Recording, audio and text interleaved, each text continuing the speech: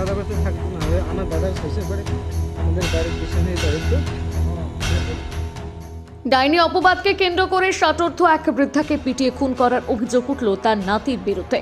চাঞ্চল্যকর এই ঘটনাটি ঘটেছে দক্ষিণ দিনাজপুর জেলার কুমারগঞ্জ ব্লকের রামকৃষ্ণপুর গ্রাম পঞ্চায়েতের মামুদপুর গ্রামে। মৃতার নাম লক্ষ্মী সরেন। এই ঘটনায় পুলিশ অভিযুক্ত নাতি সঞ্জয় টুডু ও তার শাশুড়ি মিঠুন সরেনকে গ্রেপ্তার করেছে। রবিবার রাতে গুরুতর আহত অবস্থায় লক্ষ্মী সরেনকে উদ্ধার করে কুমারগঞ্জ গ্রামীণ হাসপাতালে নিয়ে গেলে চিকিৎসকেরা তাকে মৃত বলে ঘোষণা করে। সোমবার পুলিশ দেহটি উদ্ধার করে ময়নাতদন্তের জন্য বালুরঘাট জেলা হাসপাতালে পাঠায়। ধৃত দুজনকে সোমবার বালুরঘাট জেলা আদালতে তোলা হয়েছে। পরিবার সূত্রে জানা গিয়েছে, বার্ধক্যজনিত কারণে লক্ষ্মী সরেন শারীরিকভাবে দুর্বল ছিলেন। অভিযুক্ত সঞ্জয় টুডুর নাবালিকা বোন সোনমি টুডু দীর্ঘদিন ধরেই অসুস্থ। পরিবারের দাবি, সেই অসুস্থতার জন্য লক্ষ্মী সরেনকে ডাইনি বলে চিহ্নিত করা হয়। শনিবার এই বিষয় নিয়ে গ্রামে সালিশি সভা বসে। ডাইনি অপবাদ দূর করার নামে ওঝা ডেকে আনা হয়, যার জন্য মৃতার ছেলে মঙ্গল টুডুকে প্রায় 7,000 টাকা দিতে হয় বলে অভিযোগ। এরপর পরিস্থিতি কিছুটা স্বাভাবিক হয়, কিন্তু রবিবার রাতে ফের নাবালিকা সোনমি অসুস্থ হয়ে পড়ে। পরিবারের দাবি, সে জানায় যে স্বপ্নে বা বিভ্রমে সে দেখেছে তার ঠাকুমা তাকে গলা টিপে মারার চেষ্টা করছে। সেই অভিযোগ শুনে ক্ষিপ্ত হয়ে ওঠে তার ভাই সঞ্জয় টুডু। অভিযোগের পর সঞ্জয় ও অন্যান্যরা ইট পাথর ও হাসুয়া নিয়ে লক্ষ্মী সরেনের উপর হামলা চালায়। মায়ের উপর হামলা হচ্ছে দেখে ছেলে মঙ্গল টুডু তাকে বাঁচাতে এগিয়ে গেলে তাকে মারধরের চেষ্টা করা হয় বলে অভিযোগ। এ বিষয়ে মৃতার ছেলে মঙ্গল টুডু বলেন, শাশুড়ির নাম তাই তো? হ্যাঁ, শাশুড়ি। দাদার শাশুড়ি কি? না, দাদা বাড়িতে থাকতো না, আমার দাদার শ্বশুর বাড়ি আমাদের বাড়ির পিছনেই বাড়ি তো। ওখানে পাশাপাশি বাড়ি। পাশাপাশি শ্বশুর বাড়ি। কোন আপনাদের বাড়ি কোথায়? ডাঙ্গারহাট না ডাঙ্গারহাট। ডাঙ্গারহাট কি? মামপুর।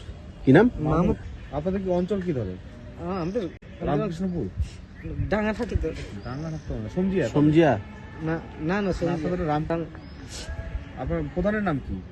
আগে খবর পেয়ে গ্রামবাসীরা ঘটনাস্থলে এসে রক্তাক্ত অবস্থায় লক্ষ্মী সরণকে পড়ে থাকতে দেখে। পুলিশ এসে তাকে হাসপাতালে নিয়ে গেলে মৃত্যু হয়। এই বিষয়ে মৃতার পুত্রবধূ লতিকা হাঁসদা বলেন, ঘটনাটা হচ্ছে এই যে পাড়ার মধ্যে ডাইনি ভাবে আমার শাশুড়িকে মেরে ফেলেছে, মিথ্যে কথা বলে ডাইনি বলে। কে মারলো কি বললো? পাড়ার মানুষগুলো। আর আর আমার একটা ভাসুর ছেলে আছে, ও সঞ্জয় টুডু নাম, ওই মেরেছে। ও মারলো কেন? ওর তো ঠাকুমা হয়, কেন মারলো? ঠাকুমা মারলো কেন মারলো? ওই যে ডাইনি বলে মানুষকে খাচ্ছে নাকি। মানুষকে খাতে পারে? খাতে পারে। নাতি হয়ে তারও মনে হলো যে ডাইনি। এর আগেও কি এরকম ডাইনি নিয়ে এর আগে কতদিন ধরে চলছে ডাইনি? 15-16 দিন থেকে। কি কারণে ডাইনি অপবাদটা আসলো? কি হচ্ছে তো গ্রামে? কি মিথ্যা কথা বলে ডাইনি পাড়ার মানুষগুলো। পাড়ার মানুষ কি সব একদিকে? হ্যাঁ, সবাই একদিকে হয়েছে। কবে মারলো? কালকে 6টা থেকে। কে মেরেছে?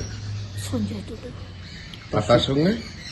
তার সঙ্গে পাড়া মানুষ আছে, ওর দিদা আছে, ওর মায়ের মা আছে মিঠুন চক্রবর্তী, মিঠু সরেন ওর নাম। ওর কে হয়? দিদা। কিভাবে মারলো? কি দিয়ে মারলো?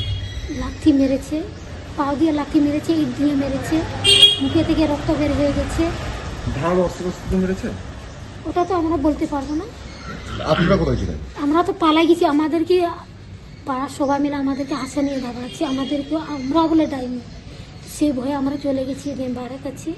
মেম্বারকে বলছি এরকম ব্যাপার, আমাদেরকে মারছে, আমার শাশুড়িকে মারছে, থানায় ফোন করো।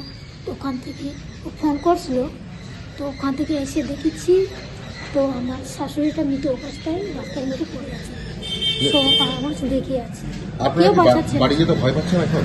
কে ভয় পাচ্ছি তো এখন আমাদেরকে বালুরঘাট ও কুমারগঞ্জ থেকে রিপন ভৌমিকের প্রতিবেদন, নিউজ টুডে।